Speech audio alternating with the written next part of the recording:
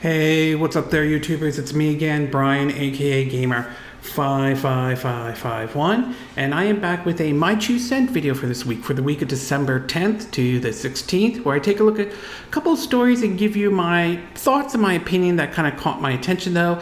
And we have like 5 stories to cover. Normally I would do 4, but this one, there was one that kind of caught my attention on it. I want to try to give my take on it, though. So anyway, the 5 stories that we will be covering is the situation surrounding the upcoming Blade video game and the Indiana Jones game, whether or not they will be exclusive, to the Xbox systems and everything like that. The Circana and NPD group have released their numbers for how games did and hardware as well during November 2023. The unfortunate news of E3 basically now officially dead, which is kind of sad. An odd situation with Rockstar facing a lawsuit over GTA 6, but not for the reason you're thinking. This mostly has to do with this individual known as the Florida Joker, and reports about Sega possibly looking at doing more possibly reboots compared to the trailer they showed during the video game awards and everything like that. And if you're interested in where I got the source of these information, though, links will be in the description of this video, assuming you're watching this on YouTube. But before we get started, I like to do what I like to call the quick My 2 Cents, stories that kind of caught my attention, but I'm not going to go into a huge amount of details. The first one has to do with 2 trailers that were kind of shown off, though. And the first one had to do with Resident Evil 4 is being prepared to be available on Apple devices, though, and they're aiming for December 20th. Judging from what the trailer they showed, that looked very impressive and everything like that. I'm very curious to see how this will work, especially with touchscreen controls, because I know those can be kind of iffy depending on the type of game that you are playing and everything like that. You will have, if you are thinking about getting Resident Evil 4 on your Apple device, you might want to take a look and see if your Apple device that you currently have is compatible to play Resident Evil 4 and everything like that, because there might be, if you're planning to get Resident Evil 4 on Apple devices, the Resident Evil 4 remake, you may have to check to make sure, may have to update your Apple devices and everything like that. So very interesting to see that game be making its way to Apple, and it'll be very curious to see how well that does and how serious Apple will be pushing in terms of getting gaming and everything like that. We also saw an early gameplay trailer that was shown for the game Mouse. This is a very interesting type of game. It's basically a first-person shooter with a BioShock vibe, but set in with a setting like the old black and white cartoons, back from maybe the 30s, the 40s, or even the 50s, for that matter. In other words, it sort of takes an art style approach similar to what Cuphead was and all. It's a very neat concept, though. I'm very curious to see if the developers will be able to execute this, though. Currently, right now, they're aiming for PC via Steam.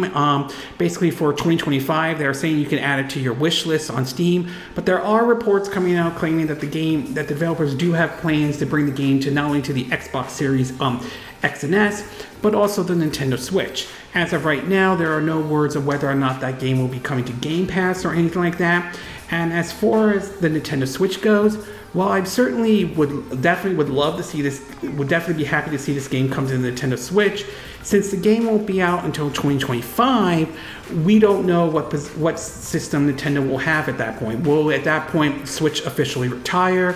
Will the Switch successor be out and everything like that? So, still some question marks about that coming to the Nintendo Switch, but based on what I've seen so far, Mouse looks like a very interesting type of a game and everything. I also learned that supposedly Epic Games really wants to do a crossover with Nintendo and bring, Nintendo iconic characters to, the Fortnite multiplayer game, though.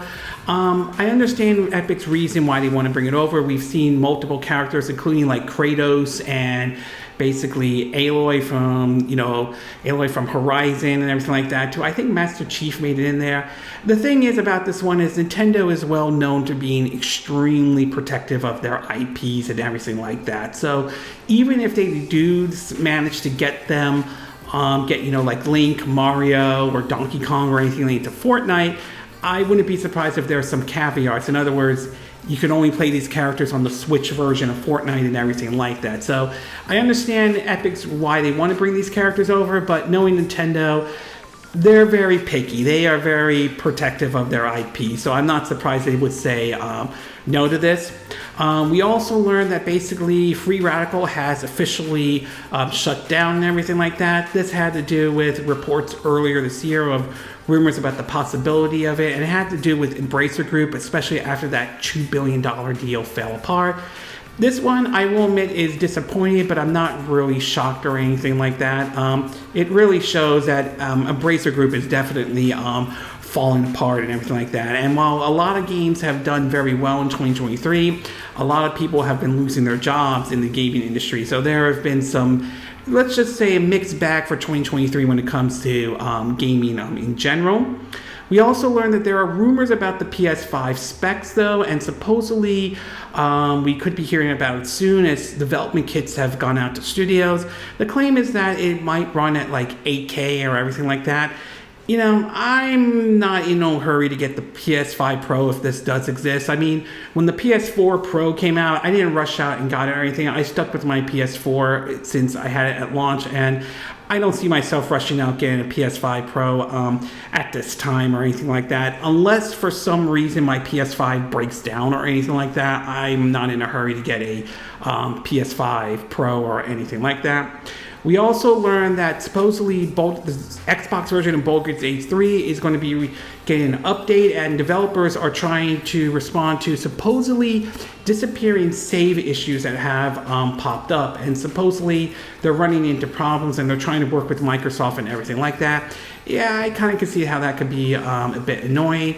I've not yet ran into that, at least at this time. I'll have to play to see if I'm running into that problem or not, but I don't know how widespread it is. But nevertheless, this is an issue I think the developers of Baldur's Gate 3 need to basically address it and everything like that. We also learned that how Zelda producers have responded to fans who want a more traditional linear adventures. This meaning before, Breath of the Wild came out, more like the traditional Zelda and everything like that. While I respect that and I can see the argument for continuing the traditional approach, I just feel that Nintendo has done a better job with the open world approach in terms of in Breath of the Wild and Tears of the Kingdom, and I kind of prefer, at least in my view, I kind of prefer that approach over the linear though. I'm not saying the open world approach is perfect. I think there are some areas they could do a better job and improve upon, don't get me wrong, but I definitely am more open to the open world approach than basically the traditional linear. I know there are some Nintendo fans who might disagree with that, but that's kind of my view on that matter. We also learned that supposedly the producer of it has also talked about the possibility of a playable Zelda in the future and all. I mean, I don't think there's anything wrong with that if it's done correctly and everything like that. I mean, if you could have a playable Zelda in the, Hyrule Warriors type of game, I'm pretty sure they could find a way to make Zelda playable in a future Zelda game. I mean, maybe I've heard suggestions like maybe certain missions or certain areas you play as Zelda and all. So I think there are ways they could pull it off. To be exact, though. So it certainly, I wouldn't be against this idea if it is implemented correctly and everything. We also learned that the Call of Duty developers has walked back criticisms towards the voice of Kratos. Basically, this has to do with a comment the voice of Kratos made during the Video Games Award, talking about Activision Blizzard saying a studio I would not be working with, as supposedly as a joke. Some folks at Activision Blizzard, or the folks who did Call of Duty Modern Warfare 3, didn't take lightly to that, and some folks called them out on it, and they kind of walked back that comment and everything. I mean, it might have been, and to me, I think I get what he was trying to make in terms of the joke and all, and I think maybe the folks who did the Call of Duty Modern Warfare 3 maybe went a little bit overboard and everything like that. We also learned that Bethesda is working on an update that will add more features ranging from a map for the city, something that I think a lot of us have been requesting, to being able new ways to travel though. So it is kind of interesting that they are still working on the game and everything like that. Still a good game, don't get me wrong. I applaud the fact that they are working to bring these features over, But at the same time, I do wish that they had brought these features over when the game actually came out at launch. So yeah, I'm glad that they're working on it, but I do think there's some criticism towards the developers on this. We also learned that Xbox might be experimenting with the idea of ads for free access to Game Pass, though. This kind of feels sort of similar to what we're seeing with companies like, say, Netflix, that will offer a cheaper option, but with ads or everything like that. So, I mean, this might work if it's executed correctly, though. It will be very interesting to see what what Microsoft decides to do and how to best approach this, though. I mean, yeah, it could work, though, but we'll have to wait and see if this comes to fruition or not. We also learned that basically we also learned that Digital Foundry has weighed in on the possibility of basically GTA 6 coming to Nintendo's next system and everything, and they say it would be very tricky to pull off. Now, for context, though, we don't know any information about Nintendo's next system outside of rumors here and there that we've heard about, so it remains to be seen what the final specs of the system is. As for whether or not GTA 6 could make its way to the system, I'll say this. I won't completely dismiss what Digital Foundry is saying, but I will say that we've seen impossible ports come to the Nintendo Switch before, though. Some might have been mixed results, but nevertheless, they were able to bring these games over. So I would say it's not out of the realm of possibility they could bring GTA 6 over to Nintendo's next system. That said, even if Rockstar would have come out the next day and said, hey, we're bringing GTA 6 to Nintendo's next system, I expect it's going to be years away, as I think right now the main focus is going to be on the PS5 and the Xbox Series X and S, though. We also learned that Fallout 4's next-gen update has been delayed to 2024. Basically, they want to work on it a little bit more, but I have a feeling, I think some folks do believe that it's possible they may be saving it for basically when the Fallout TV show on Amazon Prime premieres on April 12th. So I wouldn't be surprised if they decide to shadow drop this update and figure, hey, you like the Fallout TV show? Here's this next gen Fallout 4 update and everything like that. So I think that could be one of the reasons why they delay it, though, but we'll have to wait until see what happens next year to see how that turns out. And finally, we've learned that The Last of Us multiplayer has been officially canceled, and honestly, I'm not surprised. I think that Sony has really been having some second thoughts in regards of these live services approach and everything like that. So I'm not really surprised Naughty Dog decided to cancel this Last of Us live service multiplayer game. And in the movie and TV show part of our My Two Cents, we do have the third trailer for Dune Part 2, though. It was supposed to come out last month, but they pushed it into next year due to the writer's strike and the actor strike that was going on. Looks impressive. Definitely looking forward to that movie and everything like that. We also learned that Mr. Kojima has a Death Stranding documentary, and ironically, it will be airing exclusively on Disney Plus, which seems sort of odd to see something like that happen.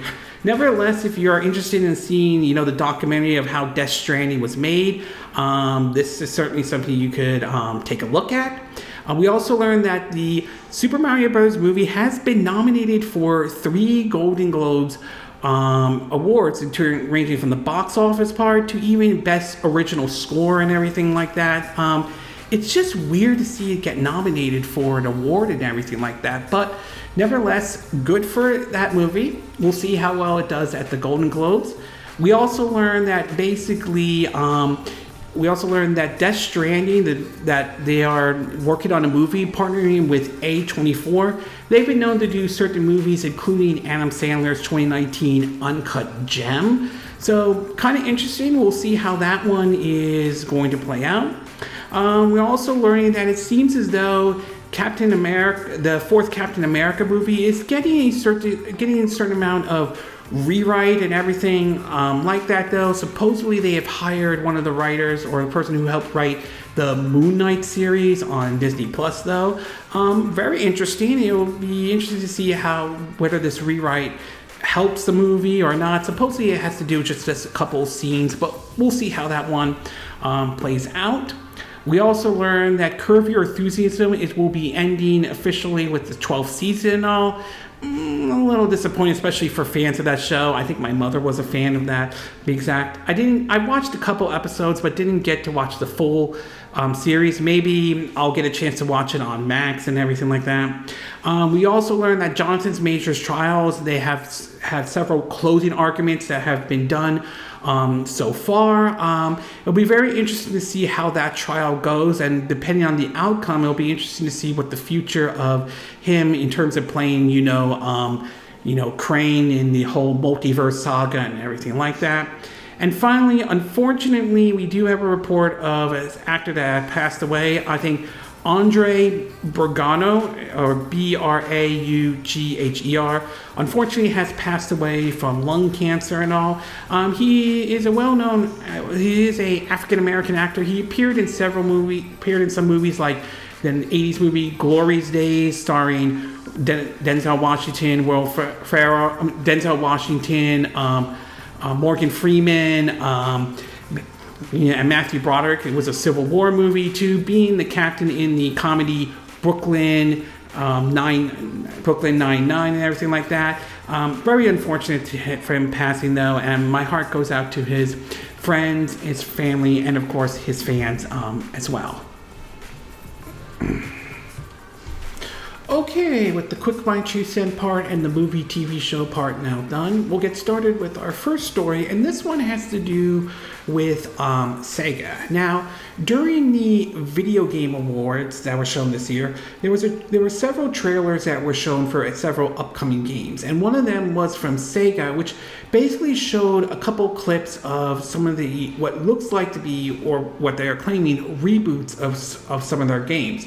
Some of them they showed was clips from Jet Set Radio to Golden Axe to Crazy Taxi to even Streets of Rage, which I will say as a side note, I kind of find that sort of odd yet interesting at the same time, since in 2020 we had Streets of Rage 4 and everything like that.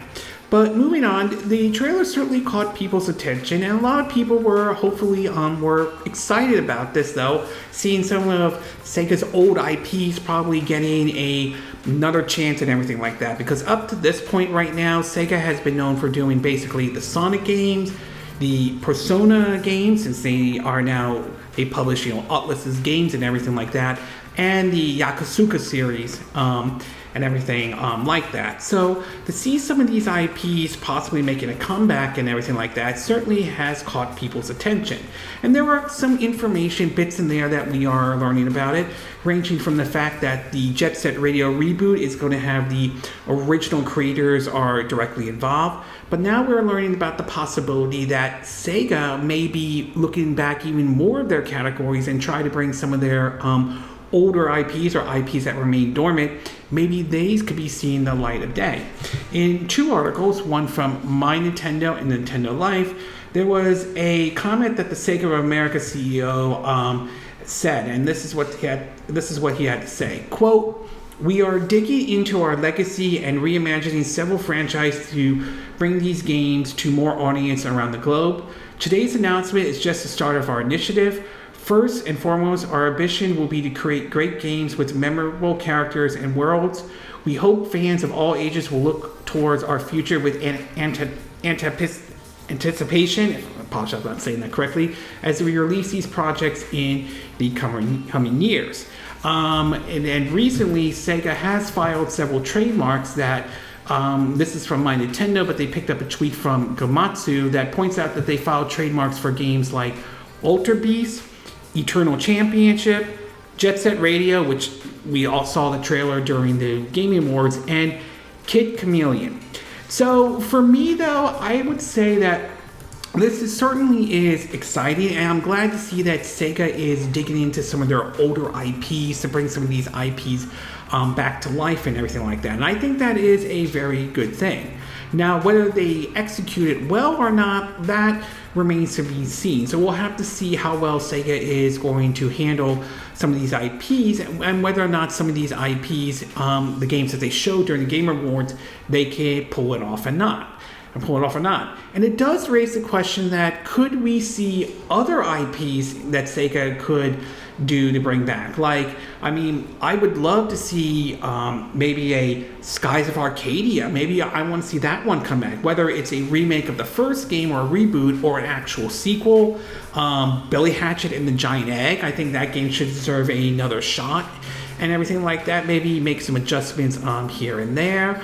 Let's see, I would like to see the Valkyrie Chronicles series make a comeback. That certainly would be nice if they could bring that series back as well. And I'm sure there are plenty of other IPs that I think a lot of folks would like to see make a comeback from Sega's library, like Phantasy Stars, for example. So it certainly is encouraging that Sega is definitely working to bring these titles back. But like I said, we'll have to wait and see how well these titles are executed though. Golden Axe, I think, judging by the trailer that they showed or the clip that they showed, definitely has potential, but I think a lot of people still have some bitter memories of the Golden Axe game on the PS3 and the 360, and that didn't go over very well. So we'll see if they've learned their lesson from that situation and everything like that. So my fingers are crossed on this one. I'm hoping they are able to execute these titles very well, and I certainly am hoping to see these titles. I would love for them to make their way over to the Nintendo platform and all, whether it's the current Switch or the Switch successor, whatever that might be. So overall, very encouraging to see Sega looking at reviving some of their legacy franchises.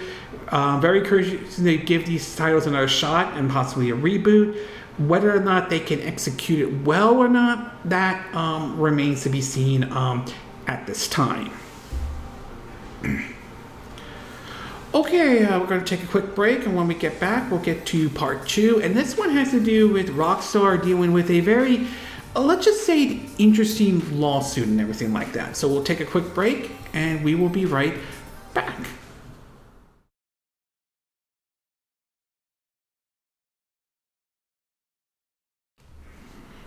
Okay, we are back with part 2 of my 2 cent video, and for this one, we're going to be taking a look at Rockstar, particularly with GTA 6, and let's just say, a very interesting lawsuit and everything like that. Now, when it comes to the Grand Theft Auto series in general, though, the series, or Rockstar, the developer in general, is known for controversies, though, especially with the type of games that they have made. Grand Theft Auto is known for engaging controversy in terms of the whole violent video game issue, to be exact. Remember that with the whole Jack Thompson lawyer back in the 90s and all, with, former Connecticut Senator Joe Lieberman and everything, to even Manhunt, a very controversial game to be exact, also had its share of criticism about controversy in terms of violent video games and everything like that.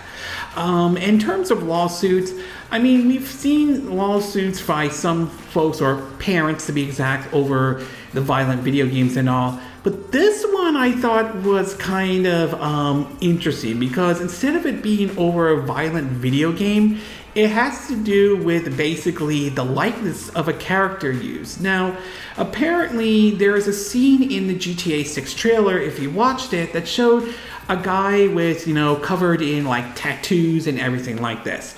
Well, recently, someone who goes by the name of Florida Joker has recently started tweeting and putting out statements making a claim that Rockstar stole his likeness. Originally, he was asking for $2 million from Rockstar and Take-Two. Well, now he's sort of ante up that to basically, at least according to Push Square, he is now setting it for at $3 million, issuing a 3-day deadline for compliance before his lawyers go crazy on this case and everything like that. Well, after another story comes out that apparently one of the stars who voiced Arthur in Red Dead Redemption 2 recently came out and said, basically told the Florida Joker to use the GTA 6 notoriety instead of complaining, though. He basically says, he basically said, quote, referring to, and this is from Video Game Chronicles, referring to the brief shot in the trailer of a character bearing something of the resemblance to him. Basically, the voice actor No, I'm sorry. This is saying he took my likeness and everything like that. The voice actor Clark, who portrayed Arthur Morgan in Red Dead Redemption 2, has taken to TikTok to advise Solomon not to do anything too hasty. As spotted on X, formerly known as Twitter, I'm still calling it Twitter, by GTA fans, Clark's video opened up with a clip to the Florida Joker saying, "GTA, we gotta talk," followed by him saying, "No, you don't. You don't need to talk to them." He continues, "They're not going to talk to you. They have people like you trying to sue them for decades. They are lawyering up, man. They know exactly what they can and can't get away with." Excuse me. "If I were you, I would use the notoriety that they just threw your way to my advantage, capitalize it on somehow. You ain't getting a job in Home Depot with that face, though." He also mentioned outside of this issue that he was certain Rockstar will eventually make Red Dead Redemption 3, but he may not be involved, which, I guess, Arthur's story ended in Red Dead Redemption 2, although, Red Dead Redemption 3, they could do one where you play as Dutch and everything like that, and tell his story on the exact. So, that's a possibility, anything like that. But back to basically the Florida Joker.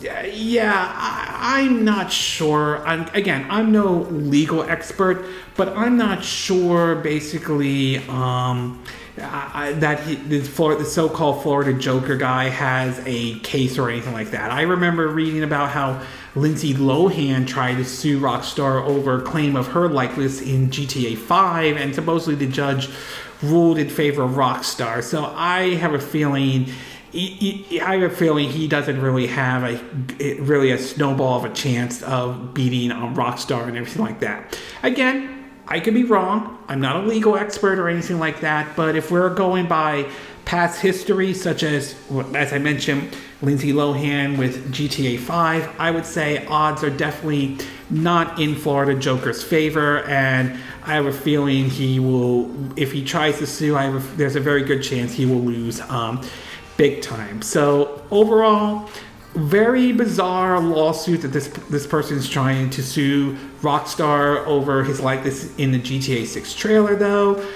Whether this goes to court or not remains to be seen. And as I said, I'm not a legal expert, but something tells me that odds are definitely not in Florida Joker's favor if he decides to go ahead and sue Rockstar or Take-Two and all. Okay, we're going to take a quick break, and when we get back, we'll get to part 3, and this one has to do with, unfortunately, E3 is officially dead. So we'll take a quick break, and we will be right back.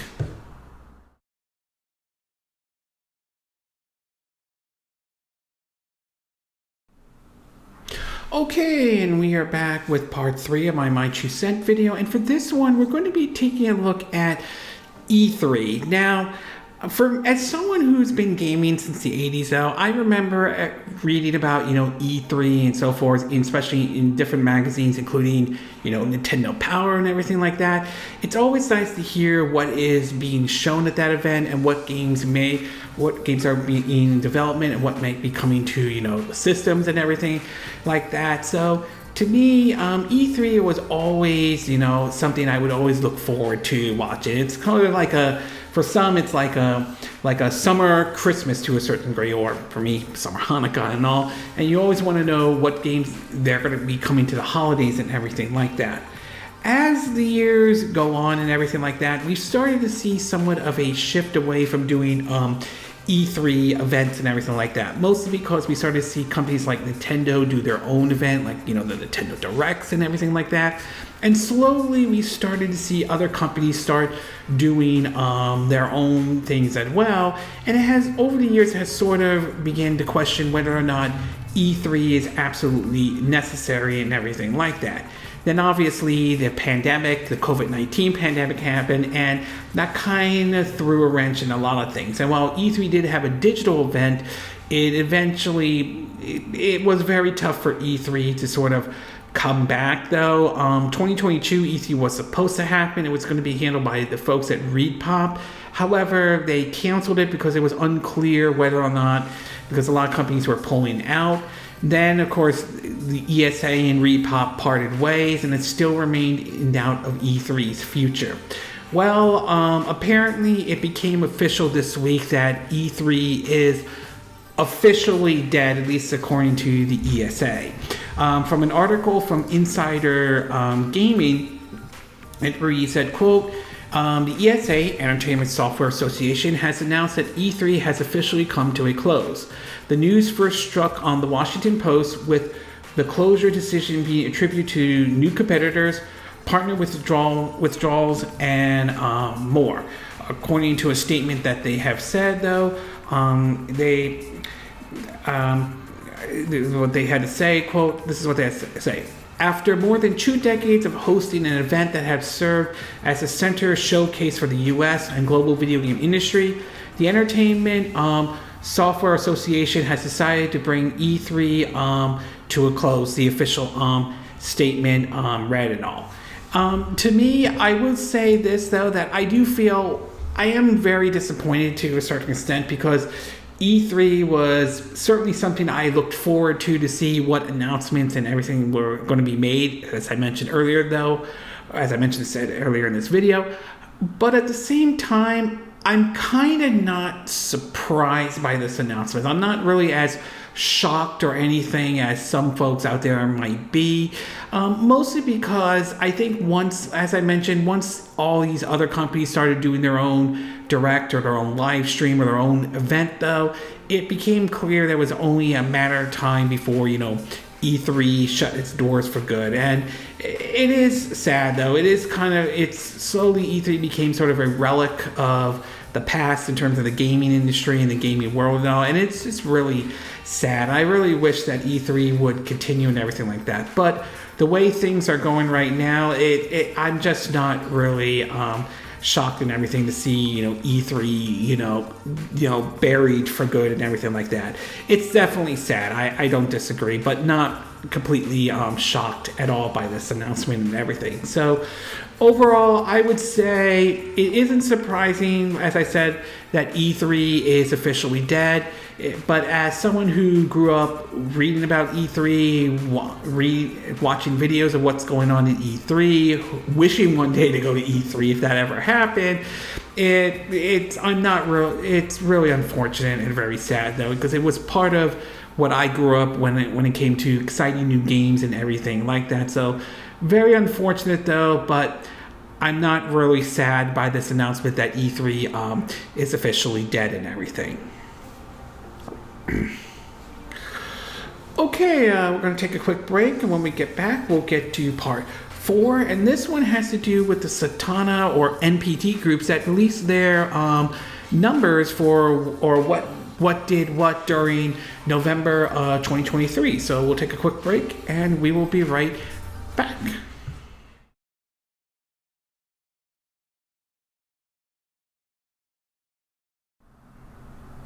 Okay, and we are back with part 4 of my 2 cent video, and for this one we're going to take a look at the latest report from Circana or the NPD group, and basically they have now shown off their what games did or did not do well during the month of November of 2023. In terms of the hardware side, it does point out that, according to at least Matt Piscatella, he's basically reporting that the PS5 has remained the best-selling hardware platform in both units and dollar sales during November 2023, with Xbox Series ranking second across both measures, though. And in terms of the Nintendo Switch, it became, at least according to him, the Nintendo Switch has now become the third best-selling gaming console of all time. It has overtaken the Xbox 360 during November, but it's currently right now trails the Nintendo DS and the PS2. Remains to be seen if the Nintendo Switch will be able to catch up to those systems and all. In terms of what games did well, though, according to them, though, there were several new releases. Some of them did make it into the top 20. In terms of the best-selling games in the US for November 2023, we have Call of Duty Modern Warfare 3 2023 at number 1. Marvel Spider-Man 2 at number 2. Hogwarts Legacy at number 3. Last month it was at number 10. Madden NFL 24 at number 4. Super Mario Brothers Wonder at number 5. Last month it was at number 2. EA Sports FIFA 24 at number 6. Super Mario RPG 2023 at number 7. Mortal Kombat 1 at number 8. NBA 2K24 at number 9. UFC 5 at number 10. Assassin's Creed Mirage at number 11. It was at number 3 last month. Naruto X Boruto Ultimate Ninja Storm Connection at number 12. Sonic Superstars at number 13. Star Wars Jedi Survivor at number 14. God of War Ragnarok at number 15. Although it was at number 36 last month. I'm kind of curious to see where God of War Ragnarok might be now that the new DLC is out and everything like that. NHL 24 at number 16. Star Ocean, the second Star R at number 17. Nice, see that up there. Marvel Spider-Man Miles Morales at number 18. Minecraft at number 19. And Just Dance 2024 edition at number 20. Last month it was at number 73. One thing that they did point out was that the game Alan Wake 2, despite winning several awards, it was missing from the November list. And they point out that, according to Matt Piscatella, they point out that Circana doesn't report sales data from the Epic Games Store and the game's lack of a physical release on console. So kind of remains to be seen where it would be had there been a physical release of Alan Wake 2 and all. As far as the best-selling game of the year so far, we have basically Hogwarts Legacy at number 1, Call of Duty Modern Warfare 3 2023 at number 2, The Legend of Zelda Tears of the Kingdom at number 3, Marvel Spider-Man 2 at number 4, Madden NFL 24 at number 5, Diablo 4 at number 6, Call of Duty Modern Warfare 2 2022 version at number 7, Star Wars Jedi Survivor at number 8, Mortal Kombat 1 at number 9, Starfield at number 10, Resident Evil 4 2023, the remake at number 11, EA Sports FC 24 at number 12, MLB The Show 23 at number 13, Dead Island 2 at number 14, Super Mario Brothers Wonder at number 15, Final Fantasy 16 at, no pun intended, at number 16, Street Fighter 6 at number 17, FIFA 23 at number 18, Elden Ring at number 19, and Remnants 2 at number 20. So obviously the big takeaway from this is interestingly enough, despite the negative reviews Call of Duty Modern Warfare 3 Remake got, or the 2023 version, it still managed to do very well nevertheless. As far as Hogwarts Legacy, there are reports coming out that game could basically overtake Modern Warfare 3. We'll see if that officially happens. But I will say it was nice to see Super Mario RPG make it in there even at number 7. And also nice to see that Star Ocean, the second story R, is at number 17 and all. Even I wish it was higher. It certainly was very neat to see it right there and everything like that. It's going to be very interesting to see basically how Decembers are going to be, especially during the holidays, particularly for Nintendo, especially if the reports are true about Nintendo talking about their next system next year and everything like that, and supposedly launching next year. It'll be interesting to see how the Switch fares during the holidays and everything like that, though. So this certainly was very interesting. Nice to see several Mario titles and everything like that make it into basically into the NPD or the Circana charts and everything like that. So overall, I won't say anything stood out the most for me in terms of these charts and everything like that, but it was nice to see Mario Wonder and Mario RPG make it on that list, and of course Star Ocean, the second R. As far as Call of Duty, obviously despite getting the negative reviews, that didn't really stop the game from entering the top chart though, which I mean, given the fan base for Call of Duty, this really shouldn't surprise a whole lot of people or anything like that. However, it will be interesting to see how Call of Duty is supposedly the next Call of Duty next year, especially now that Activision Blizzard will be under Microsoft's umbrella and everything like that. It'll be very interesting to see how Call of Duty is going forward and everything like that, though. Okay, we're going to take a quick break, and when we get back, we'll get to our fifth and final part, and this one has to do with the whole situation surrounding the Indiana Jones and the Blade game, especially whether these are going to be exclusive under Microsoft or not, or what the deal is going on with that. So we'll take a quick break, and we will be right back.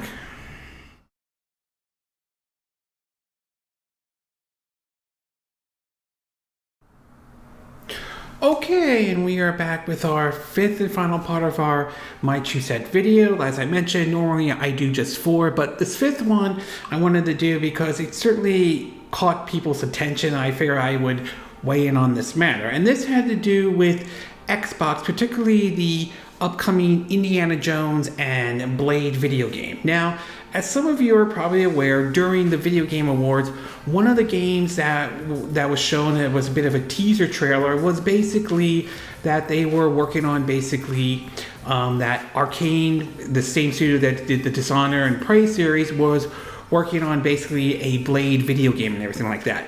This was being worked on, I think, the Dishonor team, not the one that in Arcane Austin, which did Redfall, which, yeah, that really hurt Arcane Austin. Although lately there are reports coming out the game is getting a mostly positive review on Steam as of lately. So it's possible that game could make a comeback. But still, we are learning about basically that they are working on that game. Meanwhile, we know that Todd Howard, along with Machine Gun Games, especially, the folks who did the excellent, Wolfenstein, the Old Guard, the New Order, the New Colossus, and Youngblood as well, are working on basically an Indiana Jones video game and everything like that. Now, during the teaser trailer, during when that was shown during Blade, with the Blade one, during the Video Game Awards, there was no mention of Xbox or anything like that. And this led to the speculation of the possibility could basically these games may be making their way over to other systems and everything like that. Many believe that there's no way that these games are going to be exclusive at all. Well, recently there were talks about this made by the person over at Disney in regards to the Blade one, and one where someone spotted a trailer during the whole, for the Indiana Jones one, and the Blade one someone spotted on Twitter basically making the claim that it does answer the exclusivity question. In regards to the Indiana Jones, this one is from basically Tech Radar, which they picked up from an interview that one of the folks over at Disney's gaming boss, though, from an article from Axiom. They mentioned about Indiana Jones game being PC and Xbox exclusive isn't overly exclusivity, though. He basically mentioned, like that there have been talks about, EA being purchased by Disney, but they're sort of downplaying that, saying that's not the thing that we want to do. They added that Xbox is one of the biggest marketplace for gaming, and that Disney didn't feel like we were going to be overly exclusivity or anything like that. We felt like it's still going to reach a broad set of folks, and we felt financially and strategically for the game that made sense at the time, though. Bethesda's Indiana Jones game was announced back in January 2021, along with a teaser trailer, and in development at Wolfenstein Studio Machine Gun Games. Starfield game director Todd Howard would be acting as executive producer on the game, but as of right now, there just aren't any mini details to go on. However, Howard did comment on the project back in September, saying it can be brought to a video game in a unique way. The game is obviously you're exploring stuff. It's about Indiana Jones. He then added, "We'll talk next year, suggesting fans will see more of the project in 2024, which I hope." In terms of the Blade announcement and everything like that, over at WCCF Tech, they point out that someone pointed this out and believe that this is the claim that it is exclusive and everything like that. According to the article, it reads that, quote, Marvel's Blade, the next project from Arcane Lyon, Lyon, if I'm saying the name correctly, is likely going to be an Xbox exclusive title despite exclusivity not having been discussed during its reveal. As spotted today by someone on X Twitter by name Ideal Sloth, if I'm saying the name correctly, the announcement trailer was uploaded on the Xbox YouTube channel, complete with the Xbox splash screen at the end, which suggests the game will be only available on Microsoft consoles as well as PC. So this whole discussion of whether Indiana Jones or the Blade game is going to be exclusive to Xbox or Microsoft or not, I would say this. Unless there is something out there that points out that these games are contractually obligated to come to other systems and everything like that, I would say, given the fact that Microsoft now owns Bethesda, which owns, Arcane and everything like that, I would say odds are these games are going to be exclusive on the Xbox platform, and that the only way you're going to be able to play them is either on Xbox or basically on PC and all that. And I don't doubt in my mind these games are going to be going on Game Pass. That's a given, to be exact. So the fact that they brought up this exclusivity and everything like that, whether it will not be, I do think it's a little bit somewhat ridiculous. I mean, I'm not surprised that these games are going to be exclusive to the Xbox systems and everything like that. Now, whether they will be on Series X and S or not, that remains to be seen. Indiana Jones, I could see that being released on the Xbox Series X and S. Blade, again, depends on how far along that game is in development and anything like that, so we'll have to wait and see about that one. Right now, we've only seen concept art and a teaser trailer, so that one might be a while and everything like that. But there's no doubt in my mind these games are going to be exclusive for Xbox and PC, for that matter. I'm not really surprised about this at all. So to me, I do think it's kind of ridiculous that questions were being asked if this was going to be exclusive or not, though. Now, how these games will play out remains to be seen, but in either case, though, the exclusivity, I felt like there was no question asked. These were going to be exclusive to those system and PC and all. So overall, I think the exclusivity question, in my view, was kind of ridiculous, though. Even if they didn't play exclusively on this system when they showed off the Blade trailer during the Game Awards, though, something tells me, given the fact that Bethesda is now owned by Microsoft, something tells me, yeah, that's going to be exclusive on Microsoft's system and everything like that. So I do think it's sort of odd that question was being asked or thrown around at all in any case, though. Okay, this concludes this My 2 Cent video for this week, for the December 10th to the 16th. And again, these are my opinion. What are yours?